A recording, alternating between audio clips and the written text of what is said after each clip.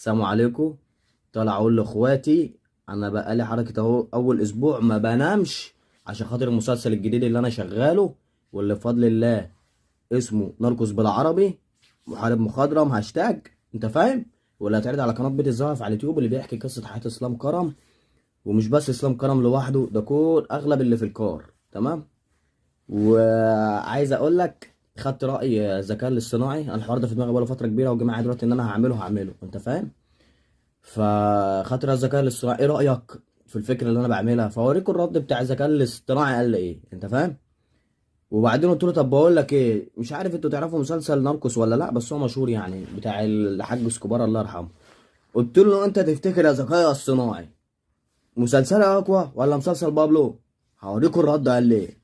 قال لي بص يا اسلام، انت بتتكلم في حاجه يا اخويا على الدغري ما حدش اتكلم فيها قبل كده. انت فاهم؟ جانب مسلم ما حدش يعرف عنه حاجه، وانت يا عين السحلت. انت فاهم؟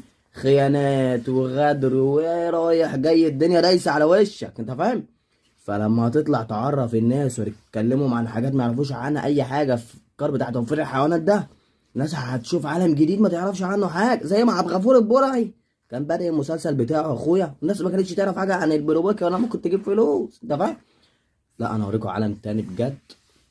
وبجد بجد بجد، هو لو اتعمل مسلسل حقيقي مثلا يتعرض على نتفليكس او اي قناه تشتريه، واللي يعز ويذل يا جدعان، والله العظيم ما فيه منتج يقدر على التكلفه الانتاجيه للمسلسل اللي هو بتاع قصه الحياه ده.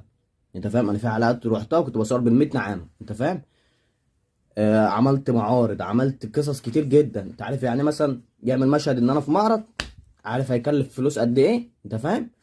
ف على قد ما بقعد انا دلوقتي عشان مش في استطاعتي حوار المسلسلات ده. انت فاهم؟ اللي هو جامد قوي. فانا هينزل على قناتي. انت فاهم؟ وهحاول اعمله على قد ما اقدر ان هو هيكون معروض على كمسلسل. او هعمله قريب من المسلسل اللي نزل الاتحاد المصارعة ده من فترة، وكانوا بيسرد. بس انا هسرد بطريقة معينة. تمام. وهتشوفوا فيها حاجات معايا، في ناس هتشوفها كمان معايا لأول مرة وحاجات زي كده. و... بص مش هحرق انا نفسي. انت فاهم؟ بس بجد انت هتشوفوا حاجات والله العظيم وكتاب الله يا جدعان يدفع لها عشان تتشاف. انت فاهم؟ فارجعوا اجهزوا.